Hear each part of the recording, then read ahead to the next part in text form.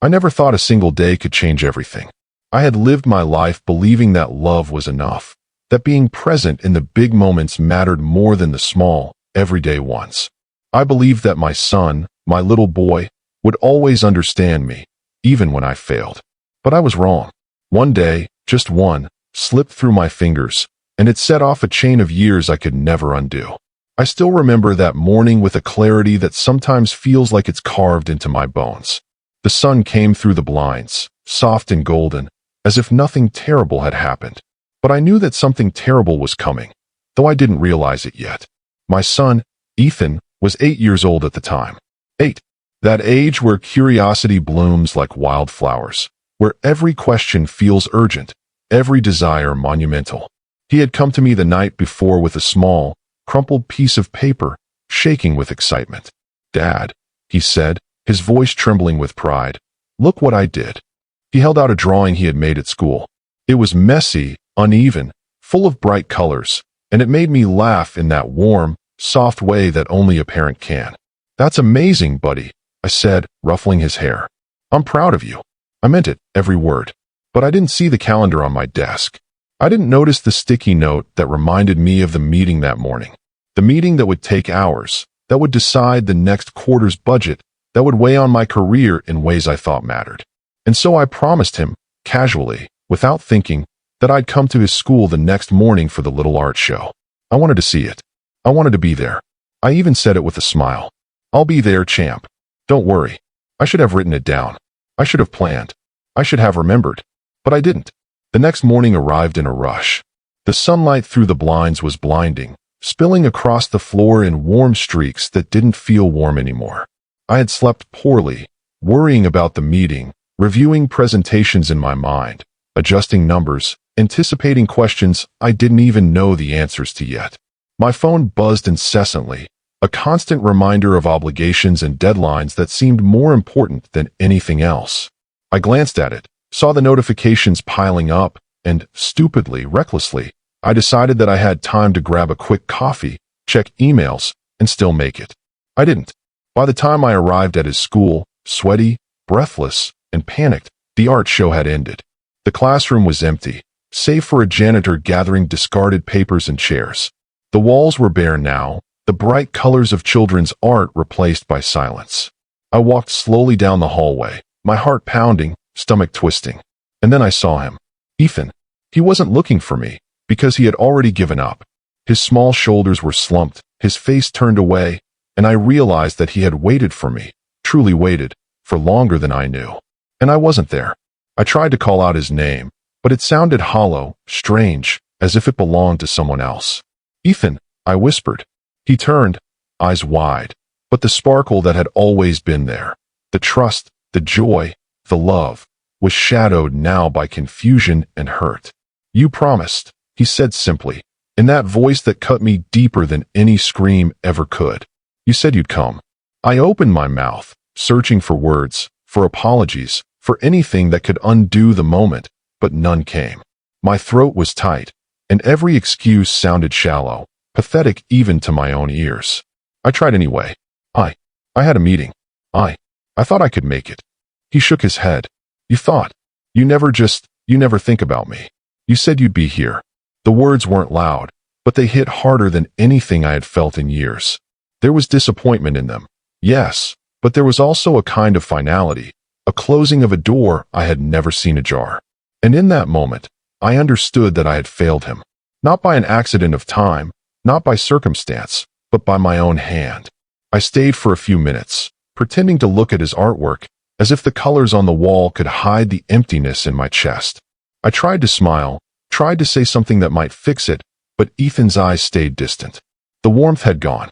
I could feel it slipping through my fingers, and no amount of words could bring it back. I wanted to scoop him up, hold him tight, tell him I was sorry, that I loved him more than anything, that I had never meant to hurt him, but I didn't. I just stood there, a father who had failed in the simplest, most essential way. The walk home was quiet. I thought about calling my wife, about trying to explain, about making promises that felt hollow even as I made them. But I didn't. I wanted to crawl into a hole, to hide from the shame that pressed down on me. And that was the day it started. The day that something invisible yet immense began to grow between us. A chasm I would spend years trying and failing to bridge. In the weeks that followed, I noticed the changes slowly. At dinner, Ethan no longer asked me about my day, no longer wanted to show me his drawings or tell me his little stories. He would sit quietly, eyes down, and I felt the weight of my absence, though I had been physically present every day. I tried to talk, to connect, but the words felt awkward, heavy, clumsy. He had learned to protect himself from disappointment, and I had learned that I could not undo what I had done with a simple apology. Looking back, I understand now that the mistake was never really the missed day. It was my failure to see him as more important than my own obligations, my failure to prioritize the moments that mattered most to him.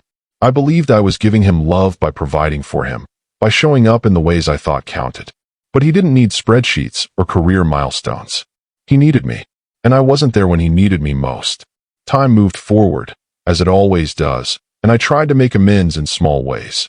Extra homework help, weekend trips, taking him to soccer practice. But the trust had cracked, and cracks, once formed, are hard to repair. He became polite but distant. He smiled at my jokes, but I could see the caution in his eyes. Every conversation carried the weight of the missed day, unspoken but felt. And I knew, deep down, that I had crossed a threshold that no casual gesture could undo. I kept imagining how it could have been different. If I had just remembered. If I had left the office a few minutes earlier. If I had not let the meeting take precedence over his happiness. I went over it 1,000 times in my mind, each replay a knife twisting deeper into my chest.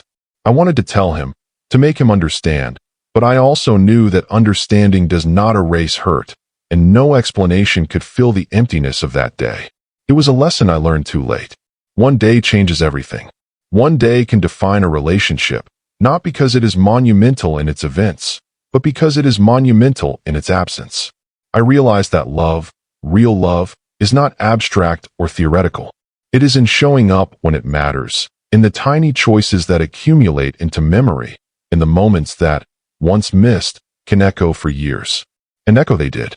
For years after, Ethan and I drifted.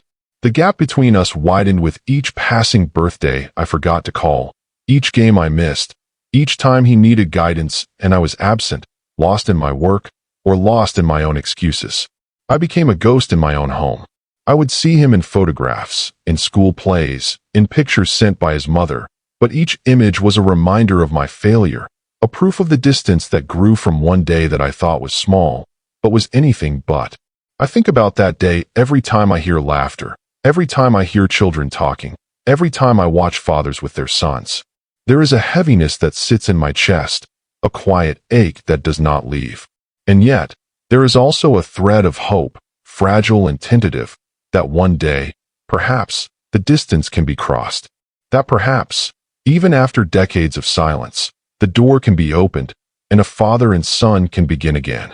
The lessons of that day are simple, but they are hard.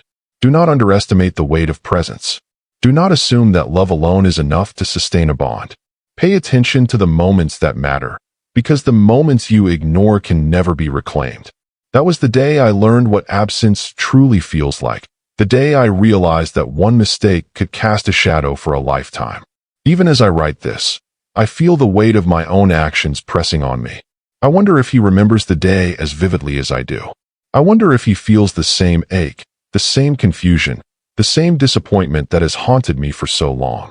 I hope he does, in a way, because it would mean that the bond we shared once was real, that the love was real, and that perhaps, just perhaps, it can be rekindled. And so I wait. I try to be patient. I try to be a better man now than I was then. The years of silence have taught me humility, taught me the importance of listening, taught me the need for forgiveness, not only for him, but for myself. I cannot change the past, cannot undo the day I failed him, cannot replace the moments lost. But I can show up now. I can be present. I can try, every day, to make the small choices count, to be the father he needs today, even if I can never fully repair yesterday. The days after that fateful morning felt heavier than any Monday, any rush hour, any deadline. I went through the motions of being a father, but it was like wearing a coat that didn't fit, awkward, stiff, and always uncomfortable. Ethan no longer ran to greet me in the mornings with that wide-eyed enthusiasm that had once lit up my kitchen. Instead, he trudged past, backpack slung over his shoulder, eyes glued to the floor. Even when I tried to talk, asking about his homework or the new book he was reading, he answered in one-word phrases, careful, guarded, and distant. I remember trying to bridge the gap with small gestures. I would leave little notes in his lunchbox, colorful scraps of paper with short messages, "Have a great day," or "I'm proud of you." I hoped he would read them and feel my presence, feel that I was trying. But the notes would remain untouched, slipping to the bottom of his bag, crumpled and forgotten. Each time I saw one later, unfolded and blank from his touch, a quiet sadness would settle over me. I understood then that rebuilding trust isn't a matter of effort alone. It's a matter of timing, of moments shared and moments missed. I tried to focus on routine, on creating stability that he could count on. Every morning, I made his breakfast, pancakes, eggs, or cereal, depending on the day. I tried to pack his favorite snacks, even when I knew he probably wouldn't eat them. We had dinner together, a simple affair, sometimes in silence, sometimes with conversations that felt forced, as if the words themselves carried too much weight. I wanted to ask him about school, about friends, about what excited him, but I always paused. I wasn't sure if he would answer. And more than that, I wasn't sure if he even wanted me there. Weekends were the hardest.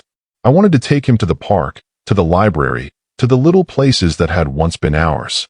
But he would refuse, claiming he had homework, or that he wanted to be with his mother, or simply retreating to his room with the door closed. I would stand outside, listening to the faint sounds of his presence, the shuffling of papers, the soft hum of music from his headphones. And I would wonder, when did it become this way? When did the laughter fade, and the trust evaporate into silence? Even when I tried to talk about the missed day, the day I had promised and failed him, I could see the walls going up. "Dad," he would say, "let's just drop it." And I had to, because pushing further only made the silence deeper, more impenetrable. I understood then that some wounds cannot be patched over with words. Some mistakes do not allow for easy explanations. They linger, quietly, in the corners of memory, shaping every interaction that follows. I began noticing the subtle ways he changed. The way he avoided eye contact, the way he stiffened when I reached for his shoulder, the way he seemed to carry a burden far beyond his 8 years. There was an intelligence to his caution, a maturity born of disappointment. It was almost as if he had learned early that adults are unreliable, that promises are fragile, and that love alone cannot protect you from being hurt. At work, I would carry the weight of it silently, trying to focus on meetings, reports, and deadlines, but my mind was never fully there. The guilt lingered in the quiet moments, at my desk, in the car, walking home from the office. I would think about the little boy who had waited for me, who had believed I would show up, and I felt the sting of my own failure in ways that made it impossible to concentrate. Sometimes I would imagine alternative timelines, hundreds of what-ifs running through my head. What if I had left 5 minutes earlier? What if I had prioritized differently? What if I had simply understood what mattered most to him? Even my wife noticed the shift. She tried to intervene, suggesting activities, counseling, more engagement, but Ethan was resistant. She would sigh quietly, sometimes casting a glance my way that was full of both sympathy and blame. She knew I had made a mistake, but she also knew that our son's hurt would not heal overnight. "You have to be patient," she said one evening, as we stood in the kitchen, the soft hum of the refrigerator filling the silence. "He's hurting, and it's not your fault that he feels that way, but it's also not his fault that he's distant. Just keep trying." I nodded, though I felt the weight of helplessness pressing down on me. One night, I tried something different. I asked Ethan if he wanted to stay up late and watch a movie with me. Something simple, something that used to be our routine. He shrugged and muttered, "I guess," and I felt a flicker of hope. We sat in the living room, the glow of the television washing over us, the sound of popcorn crackling from the bag I had prepared. But even then, the distance was palpable. He would sit quietly, eyes on the screen, arms crossed, occasionally muttering a response to my comments, but never engaging fully. By the end of the movie, he went straight to his room, leaving me in the living room with a hollow feeling. I realized then that it wasn't enough to be present physically. He needed my understanding, my empathy, my ability to see him fully without judgment. and I had been blind for too long. Every gesture I made, every attempt to reach him, felt inadequate. I wanted to tell him, to explain, to pour out my regret in a way that would mend the broken bond, but the words felt meaningless. Healing, I realized, would take time, more time than I had imagined, more patience than I could easily summon. School events became a minefield. Parent-teacher meetings, sports games, and school performances were no longer joyful occasions. I would arrive, hoping for a smile, a glance, a small sign of connection, only to see him politely acknowledge me before returning to his friends or the activity at hand. Each time, I felt the echo of that missed day reverberating through the years. I had been absent when it mattered most, and now, even when I tried to be there, the damage had already set in. Sometimes, in the quiet of the night, I would lie awake and replay that day over and over. I could see the morning sunlight streaming through the blinds, hear the creak of the school's hallway, feel the anticipation and then the crushing disappointment on his face. I would imagine his little eyes brimming with hurt, his tiny hands clutching the paper he had drawn, waiting for me. And I would whisper apologies into the dark, hoping, in vain, that somehow the words could travel backward through time and make a difference. In those nights, I also began to see myself differently. I saw the father I had been, the one who thought love was measured in presents at birthdays and achievements, who assumed that time and attention could be caught up later. I saw my own flaws, my own priorities misplaced, and I understood that being a father was not about grand gestures or career success. It was about the quiet, unseen moments, the little choices that define a life together. I had failed him in that, and the weight of it stayed with me, pressing on my chest like a constant reminder of what I had lost. And yet, even in the distance, even in the silence that stretched between us, I could still feel the connection flicker. There were times when he would glance my way with a hint of recognition, or when a small smile would escape despite himself. Those moments were brief, fleeting, but they were enough to remind me that hope still existed. I had lost so much time, yes, but I had not lost everything. And if I could hold on to that, if I could remain patient, perhaps one day the bond could be rebuilt. It was a slow process, the kind of healing that cannot be rushed. I learned to celebrate small victories, a shared joke, a brief conversation, a moment of eye contact without tension. I learned to listen more than I spoke, to observe more than I directed, to let him set the pace of our interactions. It was humbling, exhausting at times, but necessary. Every small step mattered, every gesture counted. And through it all, I held on to the memory of that missed day, not as a source of shame alone, but as a guide, a reminder of what truly mattered, and what could never be taken for granted again. Even as the weeks passed, the subtle cracks between Ethan and me continued to widen, almost imperceptibly at first. I would notice the way he avoided my gaze when he spoke, the way his laughter seemed to fade the moment I entered a room. There were times when I thought I was imagining it, convincing myself that a child could be moody, that he simply needed space. But deep down, I knew the truth. That missed day had changed something fundamental. It was a fissure in our bond, one that widened with each hurried morning, each distracted conversation, each moment I prioritized work over him. I tried to keep things normal, to maintain the routines that had once been comforting. Breakfasts, school drop-offs, homework sessions, they all happened, but without the warmth they had once held. I remember one particular morning, a Wednesday in early spring, when Ethan sat silently across from me at the kitchen table, spooning cereal into his mouth with a deliberate, measured pace. I asked him about his day at school, about the new science project he had mentioned last night. He shrugged and muttered, "It's fine," his eyes not leaving the bowl. The words hit me harder than any confrontation ever could. Fine. It was as if he had built a wall around himself, a barrier to protect from future disappointment.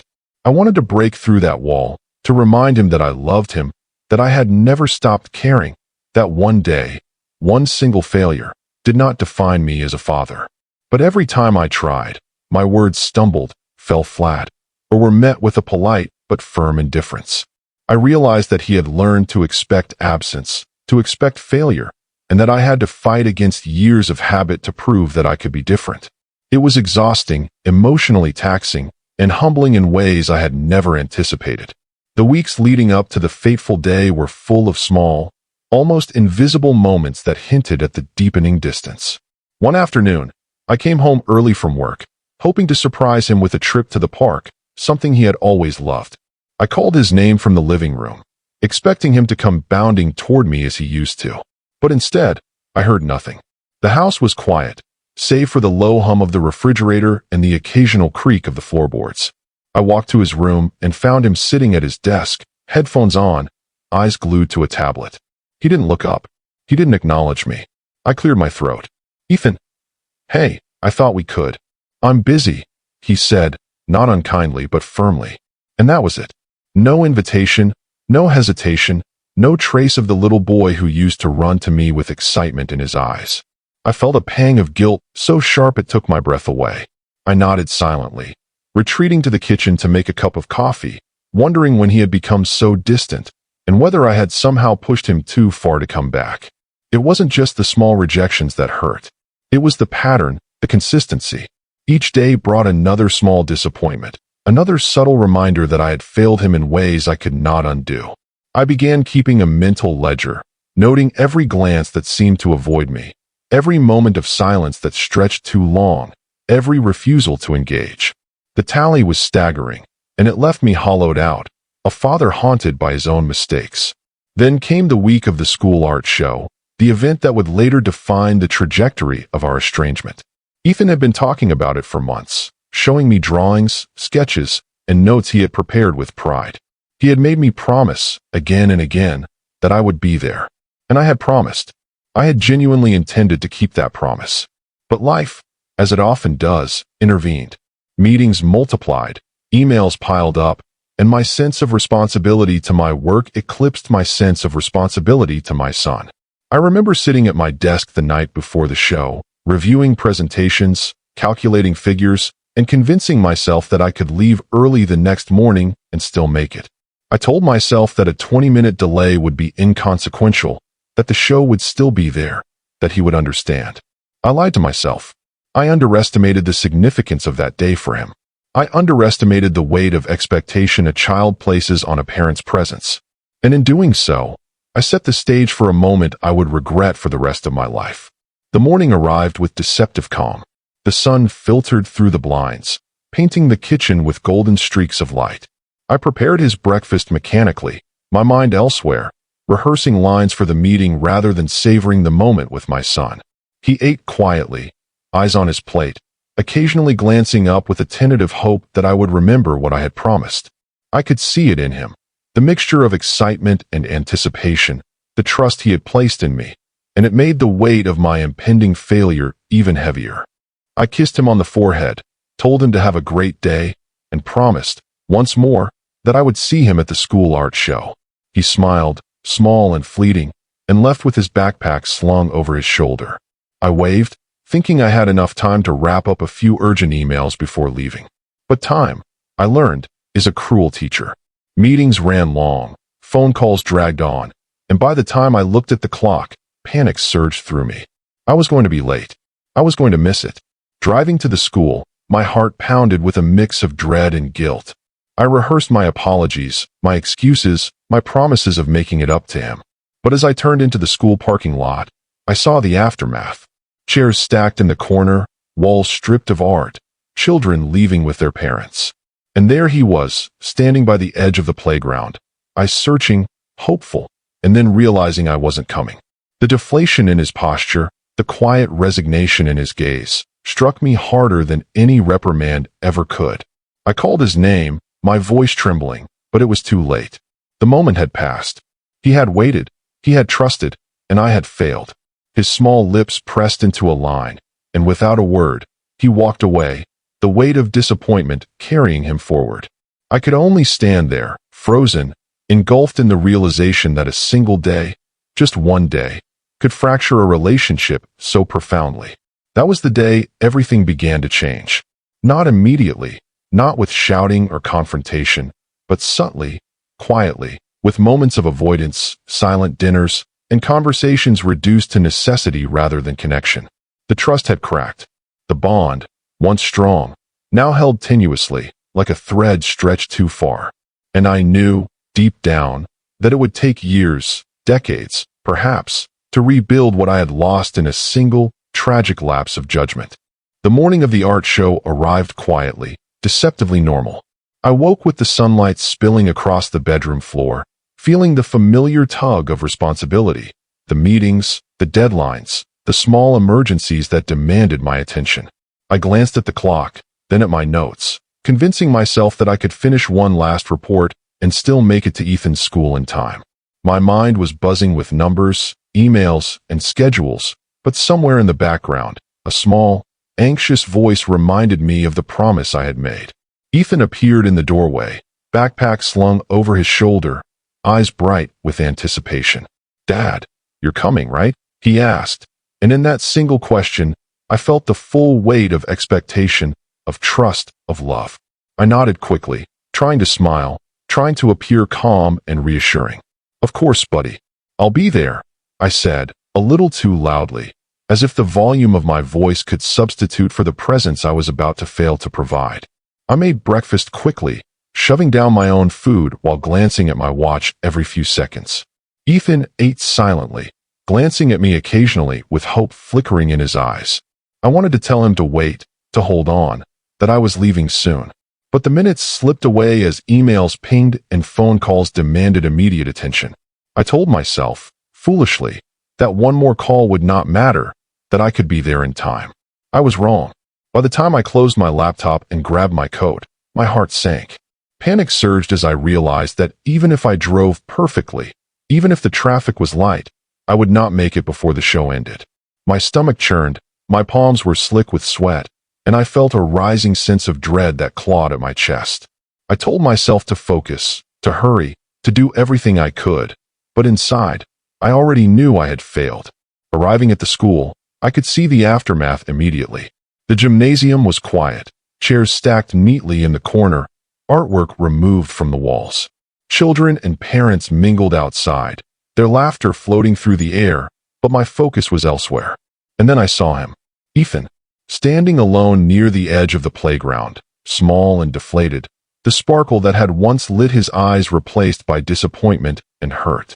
I called his name, my voice breaking, trembling with guilt. "Ethan, I'm here. I'm so sorry." But he didn't turn immediately. And when he finally did, the look on his face, the combination of hope and resignation, crushed me entirely. He had believed I would be there, had trusted me in a way only a child can, and I had failed him. The distance that had begun as a small crack months earlier now felt like a chasm. "I waited," he said simply, voice soft but cutting. "I waited, and you didn't come." His words were not angry, not yelling, but precise, measured, full of hurt. I opened my mouth, tried to explain, to apologize, to somehow undo the moment, but nothing came out. The excuses I had rehearsed, the apologies I had practiced, felt hollow, meaningless against the reality of what he had experienced. I reached for him instinctively, wanting to embrace him, to hold him, to tell him I was sorry. But he recoiled slightly, a subtle, instinctive movement that told me he had already begun to protect himself from future disappointment. And in that instant, I realized that the consequences of one missed day extended far beyond the moment itself. They had reshaped the way he saw me, the way he trusted me, the way he approached our relationship. I tried again. "Ethan, I didn't mean to. I tried. I thought I could." But he shook his head. "It doesn't matter," he said, walking away, his small frame moving with quiet determination. I stood frozen, unable to follow, unable to bridge the gap I had created. The world seemed to shrink around me, the laughter and noise of the school fading into a hollow silence that pressed down like a weight. I didn't follow him home that day. I sat in my car, hands gripping the steering wheel, heart pounding, tears threatening to fall. I wanted to call his mother, to explain, to try to make things right, but I knew it was too late. The damage was done. The trust that had once existed between us, fragile as it was, had been shattered in a single, devastating moment. That evening, when I returned home, the house was quiet. Ethan had gone to his room and closed the door. I could hear the faint rustle of papers, the quiet hum of his desk lamp, the sound of him trying to immerse himself in something to escape the hurt I had caused. I made dinner, ate in silence, and tried to collect my thoughts. I thought about how I could fix it, how I could explain, how I could somehow undo what I had done. But deep down, I knew that words alone would not be enough. The days that followed were a painful continuation of the same pattern. He was polite, but distant. He spoke when necessary, but avoided conversations that might reveal vulnerability. He participated in family activities minimally, if at all. And every interaction reminded me of that missed day, the moment when trust had been broken and innocence had been tinged with disappointment. I realized then that this was not a temporary setback. It was a wound that would take years to heal, if it could ever fully heal at all. I began reflecting on myself, on the choices I had made, on the priorities I had set. I saw clearly how my career, my obligations, my sense of importance had eclipsed what truly mattered: the presence, the attention, the unwavering support of a father. I had thought that love alone was enough, but I had been wrong. Love is shown in moments, in gestures, in the willingness to be there when it counts most. And I had failed to do that, spectacularly, irrevocably. Even now, years later, I can close my eyes and see that moment with crystal clarity. The sunlight streaming through the windows, the empty walls, the hope fading from my son's eyes as he realized I wasn't coming. The weight of that memory is both unbearable and instructive. It taught me the fragility of trust, the importance of presence, and the consequences of a single, seemingly small mistake. One day, one choice, one lapse of attention can alter the course of a relationship for years to come. I learned that day the meaning of accountability. I learned that being a father is not about grand gestures or achievements, but about the quiet constancy of presence. I learned that even when we think a moment is small, it can be monumental to someone else. And most painfully, I learned that some wounds cannot be healed instantly, that trust once broken requires time, patience, and humility to rebuild. In the months that followed, I resolved to do better. I began to listen more attentively, to be more present, to allow my son space to express his feelings without judgment. I stopped prioritizing work over him when it was unnecessary, and I made a conscious effort to show, rather than just tell, that I loved him. And though progress was slow and setbacks were frequent, I held on to hope. Hope that one day he would understand. Hope that one day he would trust me again. Hope that one day the bond we had once shared could be restored. Because even after one catastrophic mistake, even after years of distance and quiet sorrow, the connection between father and son can endure. It is fragile, yes, but it is not broken beyond repair. And so I learned to wait, to act with patience, to be present in ways that truly mattered. That day, the day I missed the art show, would always remain a painful memory, but it also became a guiding light, teaching me what it truly means to be a father. The weeks after that missed day were some of the longest I have ever experienced. Each morning, I watched him leave for school, his small figure walking briskly down the driveway, and I felt an ache in my chest that never seemed to fade. I had tried to act normally, to maintain the routines of breakfast, homework, and bedtime stories, but it was impossible. The laughter that once filled our home had dwindled to a memory, and even the simplest interactions carried an unspoken tension. I realized, with a quiet despair, that one missed day had changed everything, and the work of repairing it had only just begun. I tried to compensate in the ways I knew how. I brought home small gifts, things I thought might make him smile, a new set of colored pencils, a book I thought he'd enjoy, a model airplane kit for the weekends. I left notes in his room and in his lunchbox, each carefully worded with encouragement, love, and promises to spend more time together. Yet, each gesture seemed to bounce off an invisible wall, leaving me feeling more isolated than ever. He was polite, even cordial, but the spark, the connection we once shared, was gone. It was as though he had begun to build a fortress around his emotions, a protection against the disappointment he had already experienced. I began to notice changes in him that I hadn't before. He spoke less, avoided eye contact, and seemed to carry a quiet, brooding seriousness that was unusual for a boy his age. I would catch him staring out the window for long minutes, lost in thought, and I wondered if he was thinking of me, or if he was simply retreating from the pain I had caused. At night, when the house was quiet, I would sit alone, imagining conversations I could have had, apologies I should have made, and the small moments I had failed to be present for. The weight of my absence pressed down on me in ways I hadn't anticipated, and I realized that the work of rebuilding trust was going to be long, arduous, and fraught with setbacks. At work, I tried to focus on my responsibilities, but it was difficult. My mind was never fully there. Every spreadsheet, every meeting, every phone call was shadowed by the memory of my son standing alone at the school playground, the disappointment etched into his small face.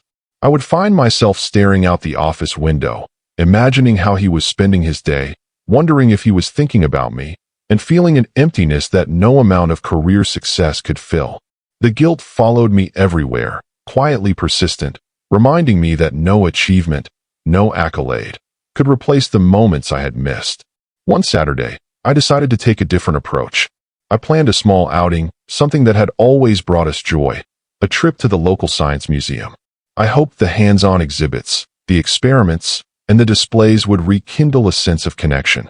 I prepared a small picnic, packed his favorite snacks, and set off with a sense of cautious optimism.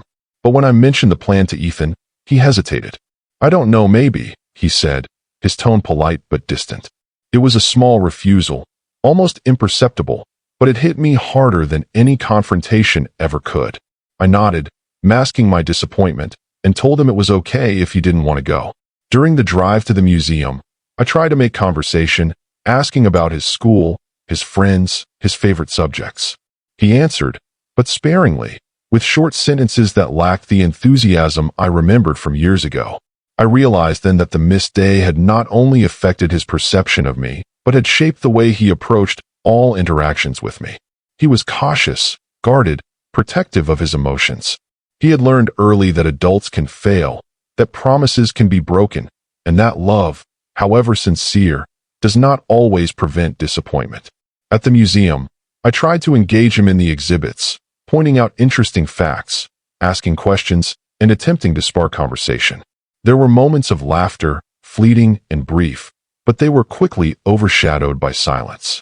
I noticed him stepping slightly away from me at times, moving toward other children or the exhibits alone, as if he wanted to experience things without me in his immediate presence. The realization stung. My presence, which I had thought would be comforting, now seemed almost intrusive, a reminder of past failures rather than a source of joy. Afterward, we went to the park adjacent to the museum. I suggested we play catch, something we had done countless times when he was younger. He agreed, but his throws were distant, measured, lacking the carefree abandon of his childhood. I noticed a subtle tension in his posture, a reluctance to fully engage. I tried to ignore it, to focus on the moments of connection that did occur, but the underlying distance was unmistakable. It was a constant, quiet reminder that the work of rebuilding trust was far from over, and that every small misstep could reinforce the walls he had built around himself. That evening, after returning home, I tried to have a conversation with him about the day. I asked what he had enjoyed, what had been interesting, and what he thought about the exhibits. He responded politely, but his answers were brief, measured, and lacking the enthusiasm I had hoped to see. I realized that he was holding back, protecting himself from potential disappointment, and I understood that it would take patience, consistency, and genuine effort to earn his trust again. It was a humbling lesson, a reminder that the consequences of one missed day extend far beyond the moment itself, shaping relationships in subtle, enduring ways. In the weeks that followed, I continued to make small, deliberate efforts to reconnect. I asked him about his schoolwork, offered help with assignments, and tried to engage him in activities he enjoyed. I left notes in his room, sent messages of encouragement, and made time for small outings. Progress was slow, often imperceptible, but I clung to it. Each small smile, each brief conversation, each fleeting moment of laughter was a victory, a tiny thread weaving us back together. Even as I worked to reconnect, I reflected constantly on the missed day and its impact. I realized that my failure had not been catastrophic in the sense of causing irreparable harm immediately, but it had set a pattern, a subtle erosion of trust that would take years to repair. It taught me the importance of presence, of paying attention to the moments that matter most, and of understanding that love, while vital, is not enough on its own. Action, consistency, and genuine engagement are what sustain a relationship over time. I also began to see the ways I had contributed to the distance through my own habits and priorities. I had allowed work, obligations, and self-interest to take precedence over the needs of my son. I had assumed that time could be caught up later, that gestures of love would compensate for absence. I was wrong. The missed day had been a tipping point, a crystallization of small failures accumulated over time.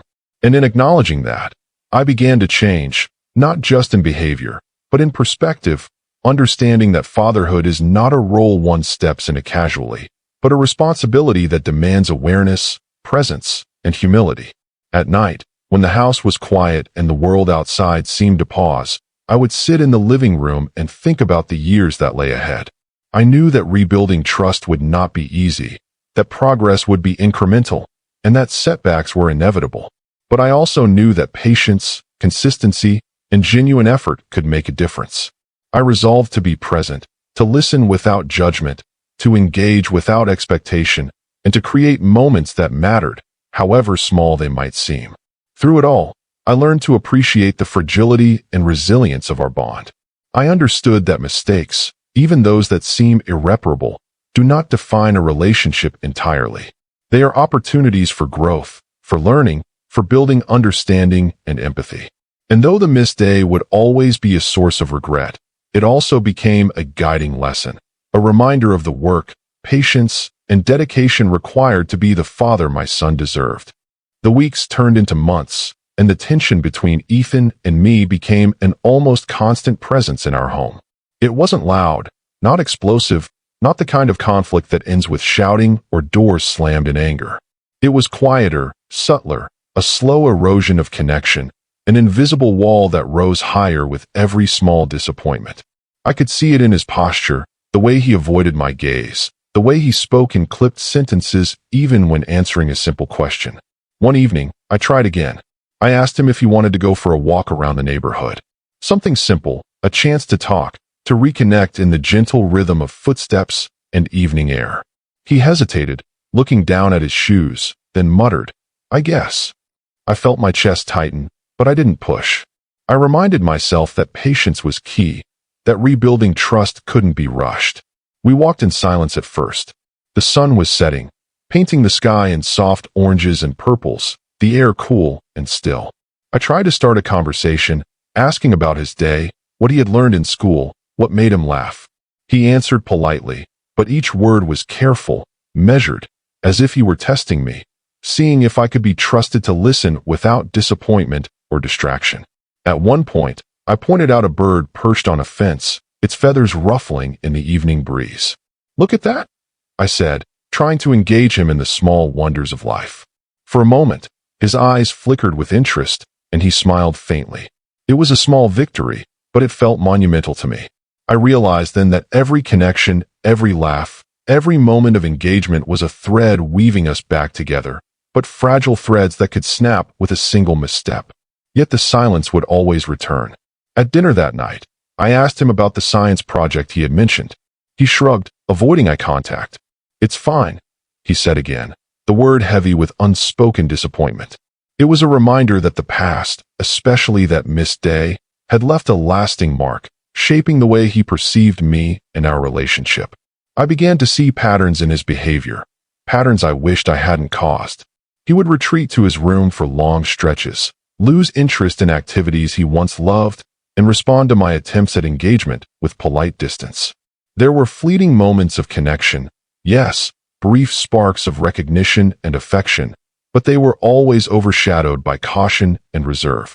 He had learned early that disappointment was inevitable, and that trust was earned, not assumed. At night, I reflected on my own failures. I saw clearly how my choices had contributed to this distance, prioritizing work over presence, believing that love alone was sufficient, assuming that time could fix mistakes I had already made. The missed day was just one instance, but it was emblematic of a larger pattern, a failure to truly be there when it mattered most. And as I lay awake in the quiet of the house, I felt the weight of years pressing down, a constant reminder of what I had lost and the work required to regain it. One Saturday, I tried a different approach. I asked Ethan if he wanted to help me bake cookies. Something tactile, something collaborative, a way to create shared experiences. He agreed, though cautiously, and we spent the afternoon measuring, mixing, and watching the dough rise. There were moments of laughter, fleeting and fragile, but also moments of tension when he disagreed with my methods or expressed frustration with a step I hadn't explained clearly. I tried to stay patient, to guide without controlling, to allow him to take ownership of the activity.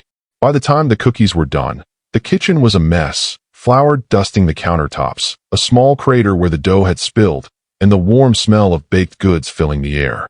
Ethan looked at me, a faint smile on his lips, and for a moment, it felt like we had made a connection. But when it was time to clean up, he withdrew again, retreating to his room without a word. I realized then that progress was not linear, that every small step forward could be followed by setbacks, that trust was delicate, and that healing was a long, patient process.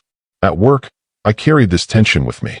Meetings, phone calls, and deadlines blurred together, but my thoughts were never fully on them. I found myself thinking about the moments at home, wondering if I had done enough, worrying that my efforts would never be enough to repair the emotional distance I had created. The guilt was persistent, a quiet hum in the background of every task, every decision, every interaction. One evening, as I sat alone in the living room, I thought about the cumulative effect of absence. The small missed moments, the dinners when he sat silently, the mornings when he left for school without a word, all added up. I realized that the missed day at the art show had not been an isolated incident, but a turning point, a catalyst that had revealed my shortcomings and set in motion a pattern of emotional distance. And yet, despite the challenges, I held on to hope. I clung to the brief moments of connection, the small smiles, the fleeting sparks of recognition, because they reminded me that the bond was not entirely lost. It was fragile, yes, but it existed. And with patience, consistency, and genuine effort, I believed it could be nurtured back into something meaningful. I also learned to observe without judgment, to listen without expectation, to be present in ways that were subtle but significant. I began leaving small notes of encouragement, not to prompt a response, but simply to remind him that I was there, that I cared, that I was committed to rebuilding what had been broken. I started to take interest in his hobbies, asking questions, showing curiosity, and allowing him to teach me, to guide me in ways that reversed the roles, even temporarily, and gave him a sense of agency and control. Despite these efforts, setbacks were inevitable. There were evenings when he would refuse to engage, mornings when he would leave without a word, afternoons when he seemed to carry the weight of a lifetime in his small frame. Each time, I felt a pang of guilt, a reminder that the process of healing was slow and sometimes painful. But I also learned to appreciate the small victories, the brief smile, the shared joke, the moment of trust, because they were signs that the bond, though tested, was not broken beyond repair. And so, the rising conflict continued, not explosive, not dramatic, but persistent, subtle, and deeply felt. The relationship between Ethan and me was a fragile equilibrium, constantly tested by past failures, present misunderstandings, and the slow work of rebuilding trust. Each day brought new challenges, new opportunities for connection or further distance, and I began to understand that fatherhood was not a static role, but a continuous effort, requiring patience, empathy, and humility. Through it all, I reflected on the lessons of the past. I recognized that love alone is insufficient, that presence, attention, and consistency are essential, and that the consequences of absence are enduring. I resolved to continue trying, to remain patient, to act with intention, and to be a father worthy of the trust that had been fractured. I did not know how long it would take, or if the wounds could ever fully heal, but I knew that giving up was not an option. The stakes were too high, the bond too precious, the cost of failure too great. There came a day when the reality of our situation hit me harder than ever before. It wasn't a dramatic confrontation or a shouting match. It was a quiet, almost imperceptible moment that crystallized the extent of the distance between Ethan and me. I had spent the afternoon organizing the garage, attempting to sort through old memories and forgotten belongings. Tools, boxes of old toys, and piles of papers filled the space, and I was moving slowly, methodically, thinking that clearing this clutter might help me clear some of the emotional weight I carried as well. Ethan appeared at the doorway, leaning casually against the frame. I looked up, expecting a greeting, a question, or even a fleeting glance of curiosity. Instead, he said nothing, his eyes scanning the garage as if it belonged to someone else entirely. I tried to engage him. "Hey, buddy, want to help me with this box?" I asked, gesturing toward a pile of old art supplies he had once used. He hesitated, then shook his head. "I don't care," he muttered, his voice calm but distant. I paused, feeling the familiar ache in my chest. "You don't care? You mean about helping me?" I asked, trying to mask the sting of rejection with casual words. He shrugged and walked past me, heading toward the house. That single gesture, that simple choice to disengage, spoke volumes. It was not about the garage or the art supplies. It was about trust, connection, and the emotional distance that had grown over the months. It was a quiet reminder that the fracture in our relationship was wider than I had allowed myself to admit. That evening, I tried to talk to him over dinner. I asked about his day, hoping to find a thread, some small connection to cling to. He responded politely, but his answers were brief, clipped, and full of a careful neutrality that signaled he had learned to protect himself. "How was school?" I asked. "Fine," he said, looking down at his plate. I tried again, asking about a class project he had mentioned the week before. "It's fine," he repeated, the word carrying the same weight of subtle resignation that had become all too familiar. I felt a pang of helplessness that I couldn't shake. Here was my son, intelligent, sensitive, and capable of warmth, yet he had chosen distance, perhaps because of a single missed day or a pattern of absence that had slowly accumulated. I realized then that no amount of effort on my part could force engagement. I could offer presence, attention, and patience, but he had the power to decide whether or not to accept them. And in that moment, I understood the depth of my failure. Not just a missed day, but years of missteps, distractions, and misplaced priorities that had shaped him into someone cautious, guarded, and hesitant to trust. Later that night, I sat alone in the living room, the house silent except for the faint hum of the refrigerator. I thought about the moments I had missed, the conversations I had failed to have, the promises I had broken. I saw each misstep clearly, laid bare in the quiet solitude. And I felt the weight of inevitability pressing down on me. Relationships are fragile, trust is delicate, and sometimes, even when you try your hardest, the consequences of absence linger longer than you expect. I began keeping a small journal, writing down observations, thoughts, and reflections. Not as a solution, not as a way to manipulate or control, but as a method to understand, to track, and to commit to doing better. I wrote about the dinners we shared, the walks we attempted, the small victories, and the setbacks. I noted the fleeting moments of connection, trying to savor them fully, understanding that they were the foundation upon which future reconciliation might be built. One afternoon, I decided to try a conversation that I had avoided for months, the conversation about the missed art show. I approached him carefully, choosing my words, my tone, my timing. "Ethan," I began softly, "I want to talk about something that happened a while ago, the art show. I know I hurt you that day, and I want you to know that I am truly sorry." He looked at me, a faint shadow crossing his features. "I know," he said quietly, almost as if he had rehearsed the words himself. "I missed that day, and I can't change it." I continued, my voice trembling slightly. "But I want to do better. I want to be here for you, in ways that matter. Can we try together?" He didn't respond immediately. He looked away, tapping his fingers on the table, thinking, processing. Finally, he said, "I don't know. I don't know if things can be the same." His words, gentle as they were, carried the weight of years of disappointment. That moment marked a turning point in the rising conflict.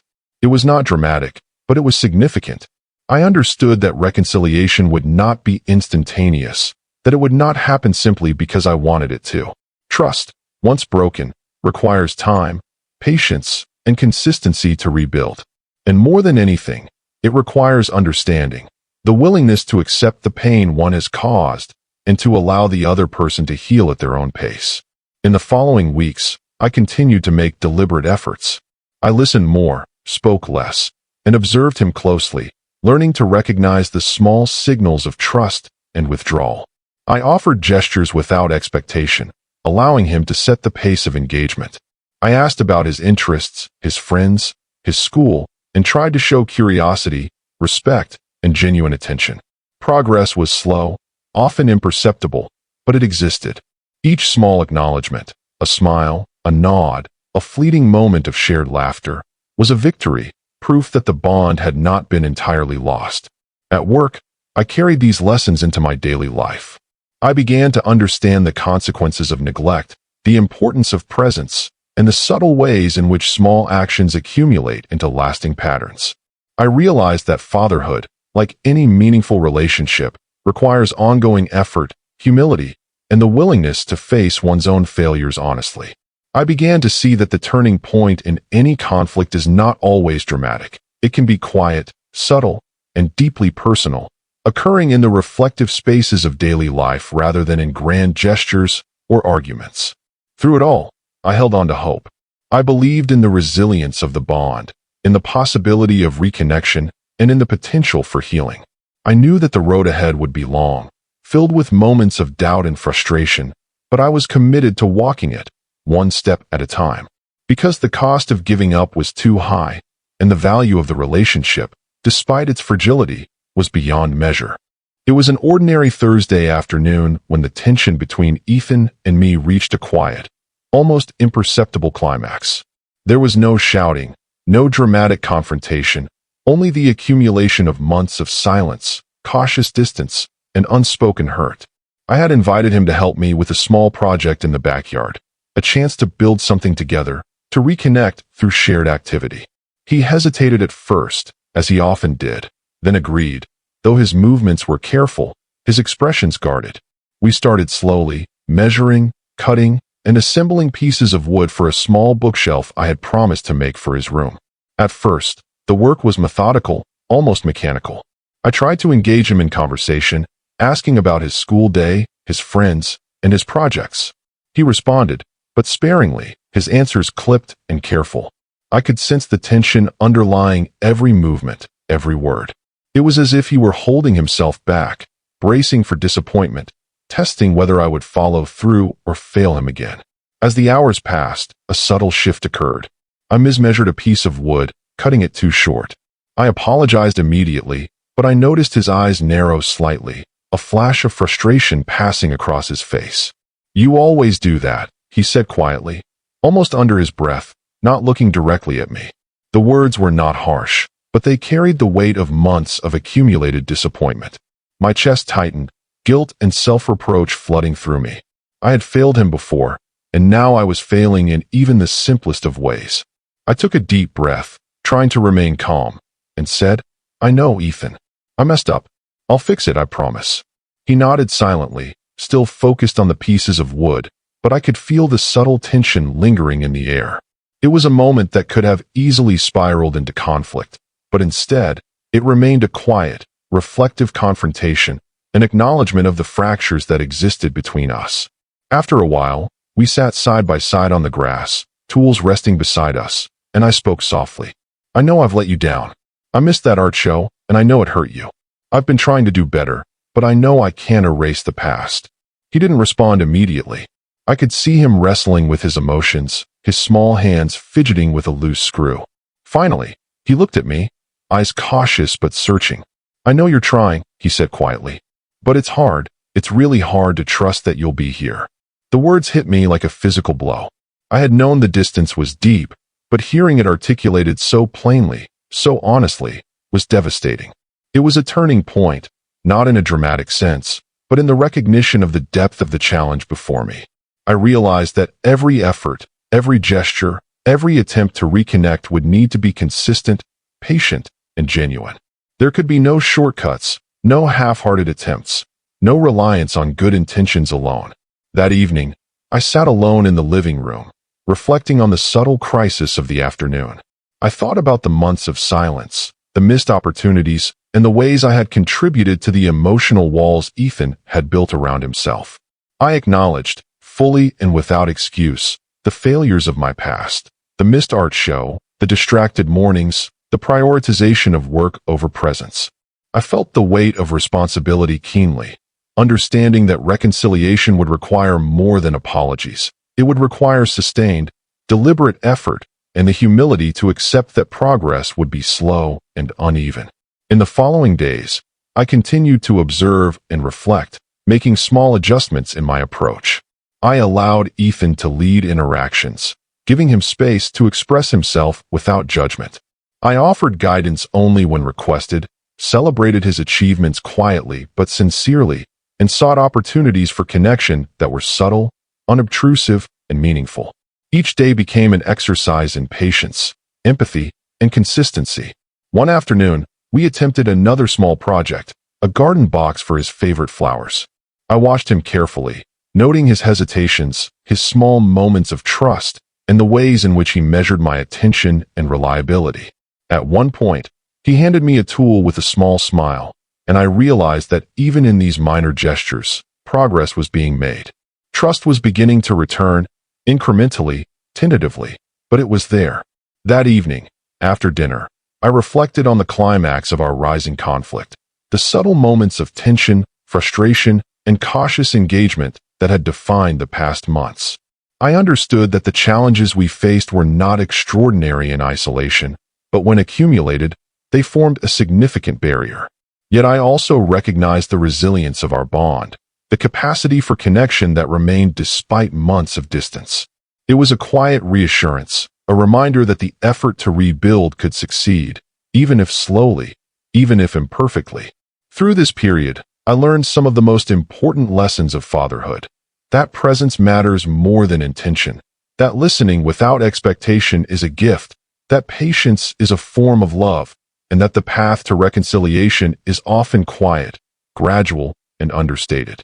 The subtle crisis of Part 2 was not an ending, but a preparation, a way of deepening awareness, clarifying priorities, and reinforcing the commitment to rebuild a fragile, precious relationship.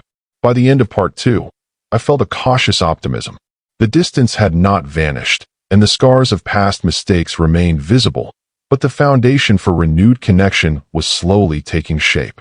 Each small victory, each tentative smile, each brief moment of engagement became a marker of hope.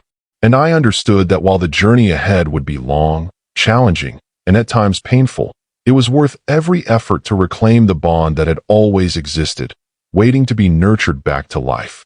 The days after the subtle crisis in the backyard marked the beginning of a slow, deliberate shift in our relationship. It was not immediate, not dramatic, but quiet and almost imperceptible. I noticed small changes in Ethan, the way he lingered a little longer in conversation, the way his eyes held curiosity rather than guarded caution, the occasional, fleeting smile that seemed to emerge naturally rather than from obligation. I realized that trust, once fractured, could be rebuilt in increments. It was not about grand gestures, not about promises that could be forgotten or broken. It was about showing up, consistently, reliably, without expectation or pretense. Each day, I tried to create opportunities for shared experience, small moments where he could see my commitment, my presence, and my care. One morning, I suggested we make breakfast together. Something simple, pancakes and eggs, a routine we had enjoyed when he was younger. He hesitated, unsure if this was another setup for disappointment, then agreed quietly. As we worked side by side, cracking eggs and flipping pancakes, I watched him. He moved with a tentative confidence, asking questions, offering suggestions, and occasionally laughing at a small mistake. I felt a surge of hope, small, fragile, but undeniably real. After breakfast, we decided to sit on the porch and watch the morning unfold. The sun spilled across the lawn, birds chirped softly in the trees, and a gentle breeze stirred the air. I spoke quietly, asking about his interests, his friends, and the books he was reading. This time, his answers were more expansive, his voice carrying warmth and thoughtfulness. For the first time in months, I felt that the wall between us had thinned, even if only slightly. Later that week, I arranged a small surprise. I had been working quietly on a model airplane kit, one he had once loved but had long since outgrown. I presented it to him with no expectation of reaction, merely as an invitation. His eyes widened, and he smiled, a genuine, unguarded smile that I hadn't seen in years. "You remembered," he said softly, almost in disbelief. I nodded, my own throat tight with emotion. "Of course, buddy. I remembered," I replied. These moments, though small, became the foundation of our reconnection. Each shared activity, each quiet conversation, each gesture of care reinforced the bond that had been stretched thin by absence and disappointment. I learned to appreciate the subtlety of progress, a shared laugh, a moment of eye contact, a willingness to engage without hesitation. All of these were markers of trust slowly returning. One afternoon, we sat in the living room, assembling the model airplane together. I noticed him taking the lead, directing the process with confidence and precision. I followed his instructions, offering guidance only when requested. The dynamic had shifted subtly, but significantly. He was reclaiming agency, and I was learning to step back, to allow him control, and to demonstrate that my support was unwavering and unconditional. In the evenings, we began a new ritual. After dinner, we would sit together and read. Sometimes he chose the book, sometimes I did, but the act of sharing this time became a constant, comforting presence in both our lives. He would read aloud passages, and I would listen attentively, asking questions, discussing ideas, and gently offering insights. It was a quiet form of connection, unhurried and intimate, and it helped to dissolve the lingering tension that had persisted for so long. The turning point in our reconnection came gradually but undeniably. One rainy afternoon, I found him sitting by the window, gazing out at the drops sliding down the glass.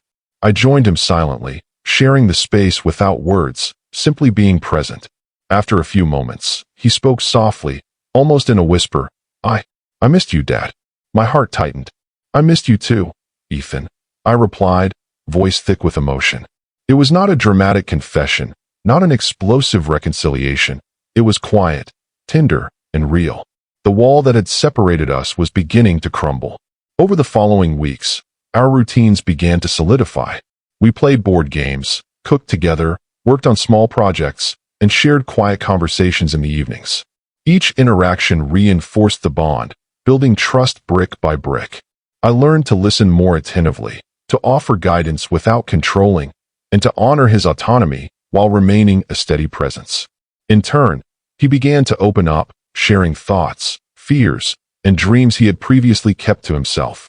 One evening, as we sat on the porch watching the sunset, I reflected on the journey we had undertaken.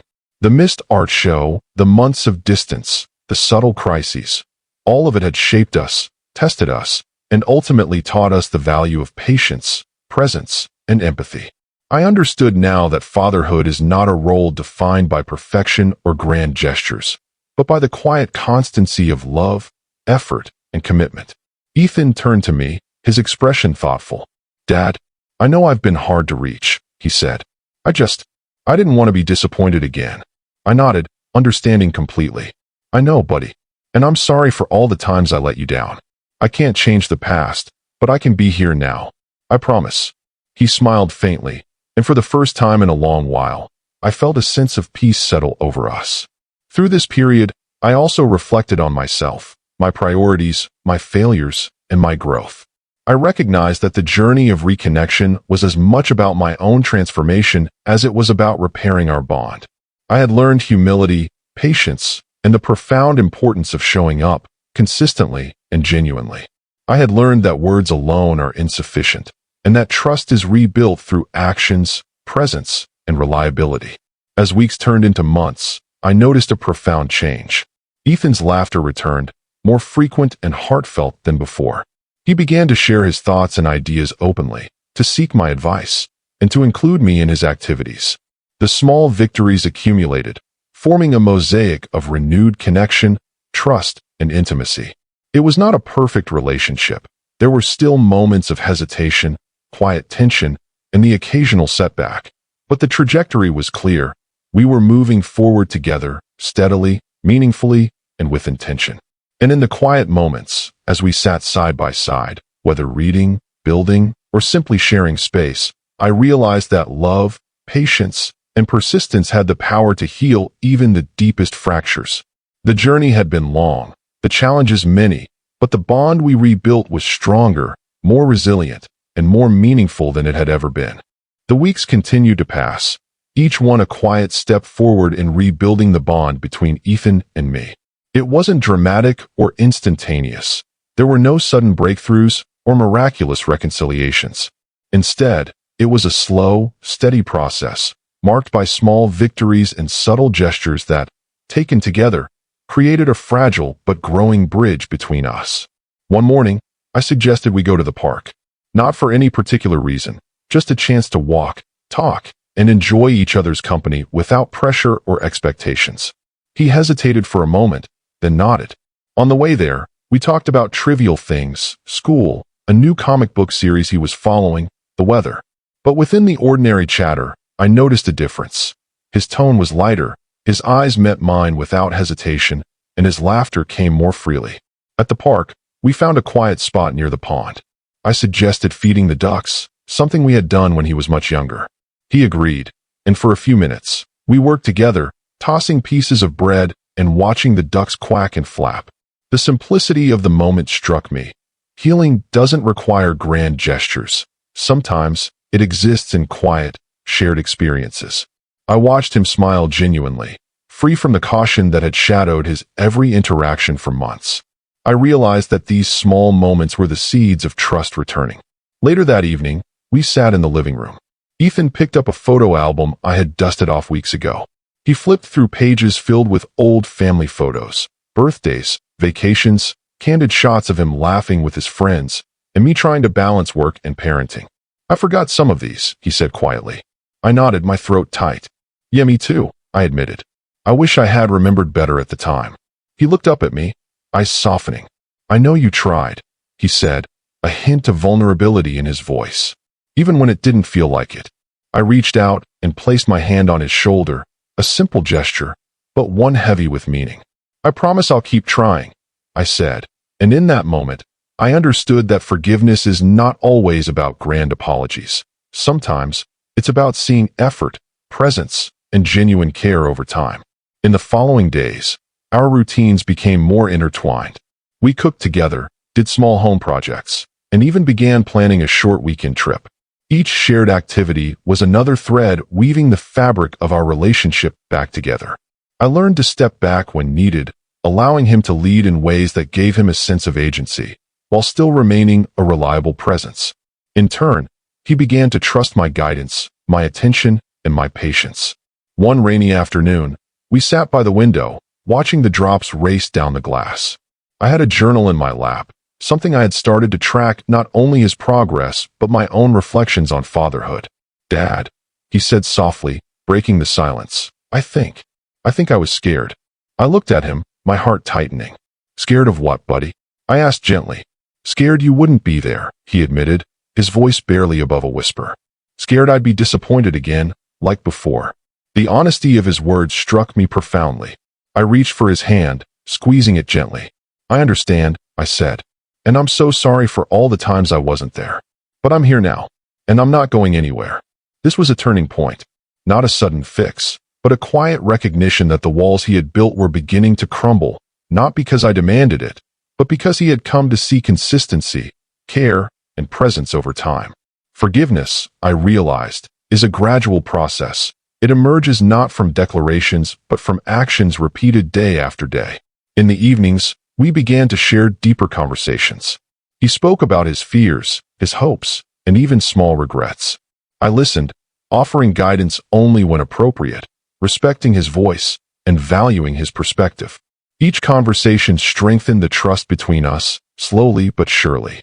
I learned to appreciate the weight of words when spoken in safety, the power of silence when shared thoughtfully, and the beauty of connection built on patience and empathy. One weekend, we embarked on a short hiking trip. I watched him navigate the trails with growing confidence, occasionally turning to check if I was keeping pace. We shared jokes, commented on the beauty around us, and spoke about the little things in life that bring joy. For the first time in years, it felt like we were moving forward not just as father and son, but as friends, companions, and collaborators in life. During quiet nights after these trips, I reflected on the journey we had taken. The missed art show, the months of distance, the subtle crises, and the long, patient rebuilding, all had been essential. I realized that growth comes from mistakes, that healing comes from effort and presence, and that trust, once broken, can be rebuilt with patience, empathy, and humility.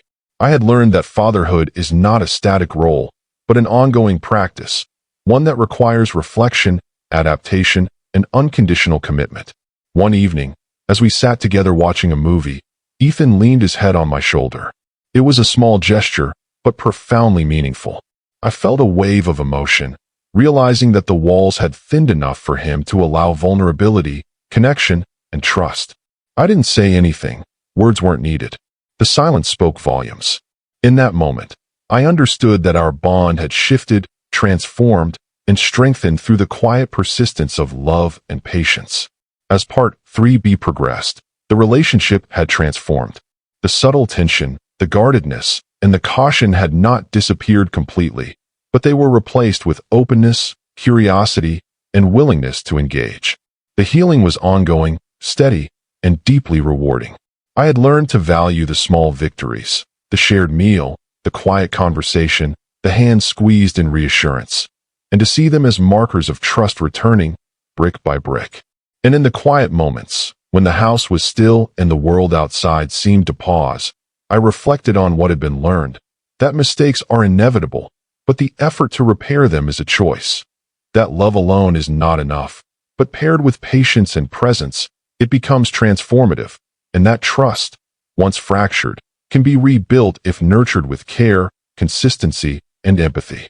The change was gradual, almost imperceptible at first, but undeniable once I allowed myself to see it. The walls between Ethan and me had shifted from solid, unyielding barriers to thin curtains of trust, sometimes trembling, sometimes steady. We had shared laughter, small frustrations, moments of tenderness, and moments of silence that spoke more than words ever could.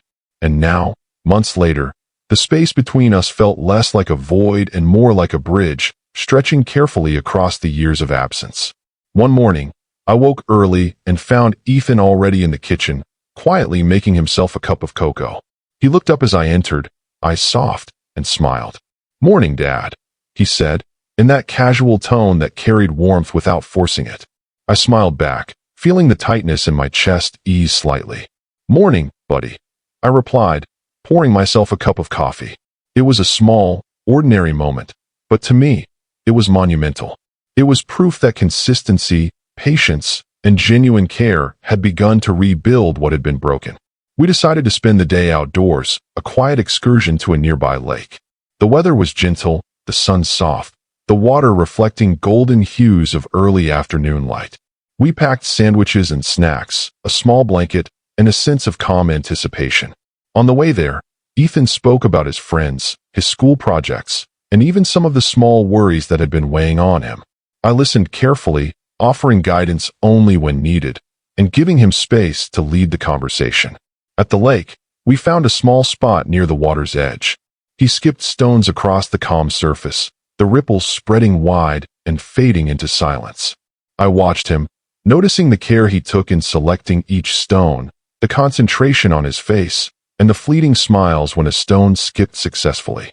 "You know," he said, glancing at me, "I used to love coming here when I was little. I forgot how peaceful it felt."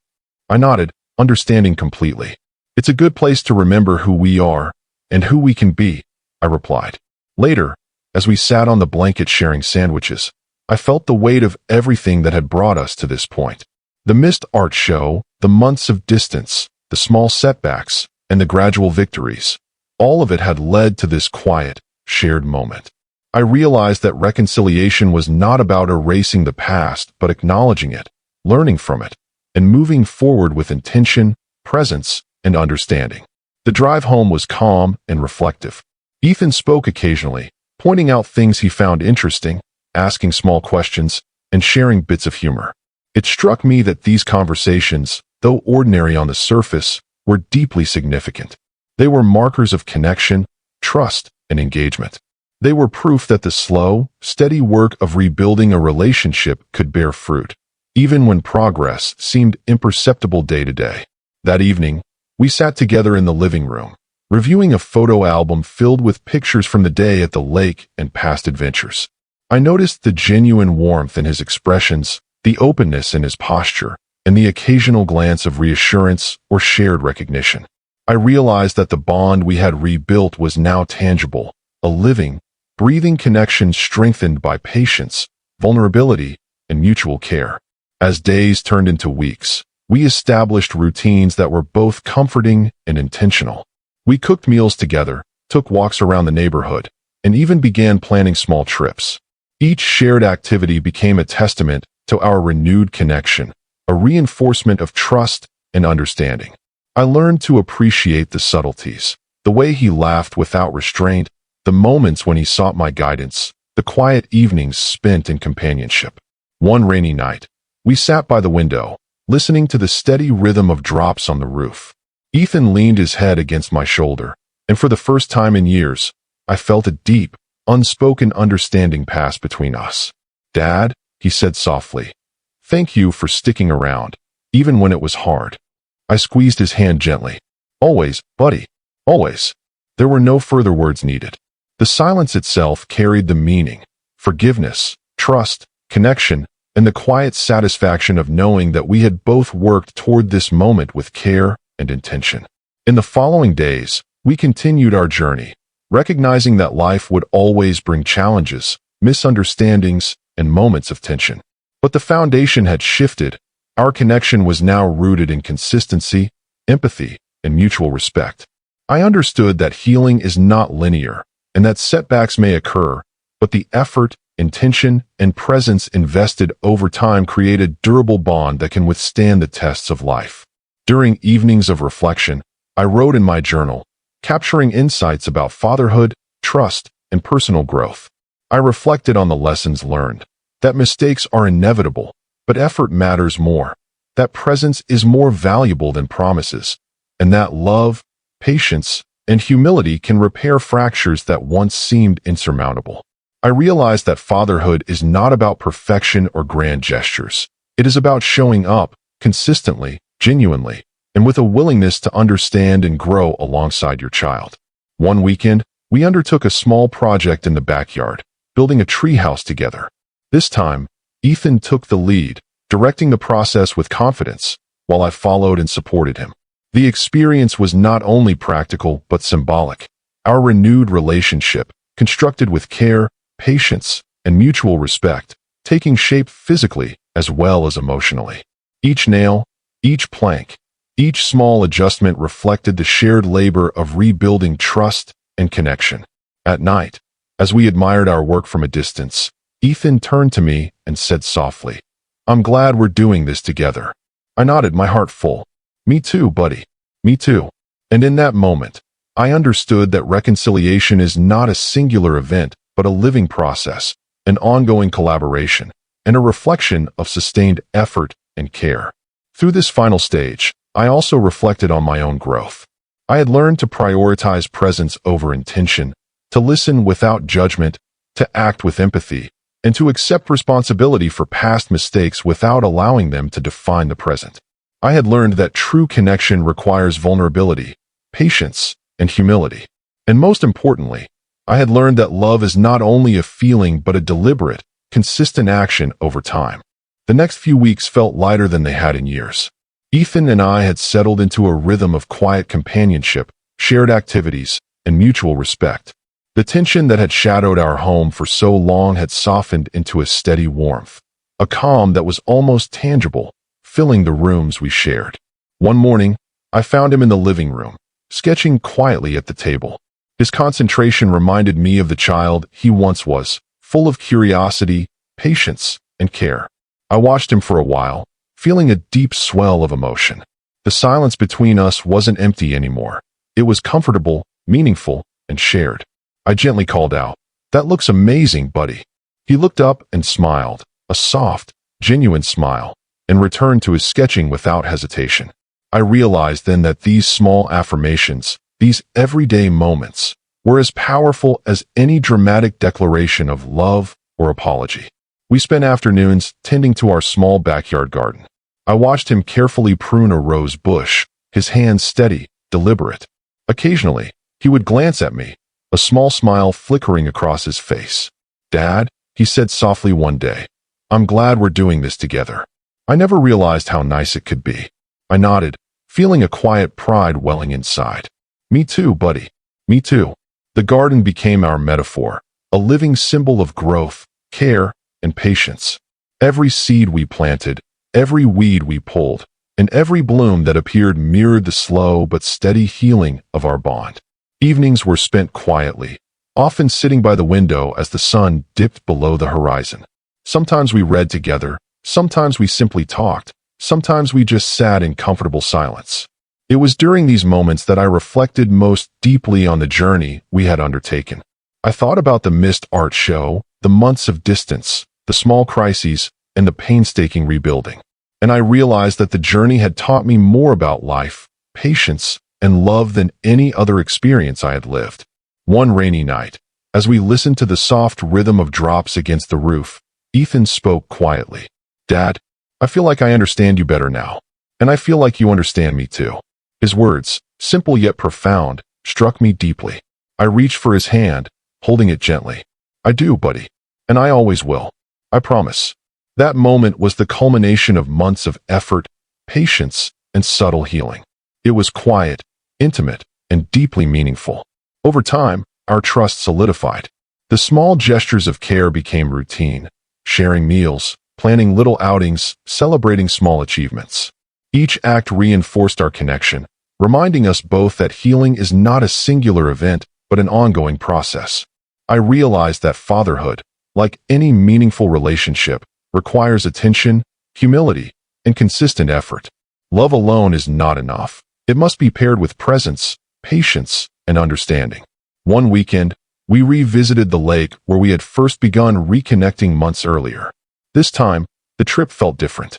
There was no hesitation, no guardedness, only calm companionship. We skipped stones, shared stories, and laughed freely. I watched him as he engaged with the world around him, noticing how much confidence and trust he had regained. And I knew, in that quiet, reflective moment, that we had healed together, not perfectly, not without scars, but with a depth and resilience that made our bond stronger than before. Back at home, we sat together assembling a small wooden puzzle, our hands working side by side. The task was simple, yet profoundly symbolic. Each piece required patience, attention, and collaboration, just as our relationship had required. As the final pieces clicked into place, we exchanged a look that carried unspoken gratitude, understanding, and quiet joy. It was a reminder that connection is built one step at a time, through consistent effort, patience, and love. That night, as I lay in bed, I reflected on the journey from estrangement to reconciliation. I realized that the lessons I had learned were universal. Mistakes are inevitable, but they do not define us. Absence has consequences, but presence can heal. Love is powerful, but paired with patience, consistency, and empathy, it becomes transformative. I understood that trust, once fractured, can be rebuilt, not through grand gestures or words alone, but through sustained, deliberate action over time. The following morning, Ethan came to me with a small notebook. "I wrote something," he said shyly. I took it, my heart tightening as I read the words, a note of gratitude, acknowledgement, and love. "Thank you, Dad, for never giving up on me. I know I made it hard, but I'm glad you stayed." I pulled him into a quiet hug, feeling the weight of the past years melt away. "Always, Ethan. I'll always stay." From that day forward, our home felt lighter, warmer, and more alive. The past was not erased, and the scars remained, but they no longer dictated our present. We had learned to communicate, to listen, to support, and to forgive. Our bond, once fragile and strained, had become resilient, nurtured by patience, presence, and mutual care. In the quiet moments, I often reflected on the meaning of fatherhood and the importance of consistent effort. I realized that love is not merely a feeling. It is a deliberate choice, a series of actions repeated over time. Forgiveness is not instantaneous. It is earned through empathy, understanding, and patience. And relationships, no matter how fractured, can be restored when effort, humility, and care are present. As we sat together one evening watching the sunset, Ethan leaned against me, and I felt an overwhelming sense of peace. "Dad," he said softly, "I'm glad we're okay now." I nodded, my throat tight. "Me too, buddy. Me too." And in that shared silence, I understood the true meaning of healing, reconciliation, and enduring love. Life would continue to bring challenges, misunderstandings, and occasional setbacks. But the foundation we had built was strong. We had learned to communicate openly, to trust each other, and to cherish the quiet, ordinary moments that make life meaningful. And I knew, without doubt, that no matter what came next, we would face it together, strengthened by the journey we had endured and the love we had chosen to nurture.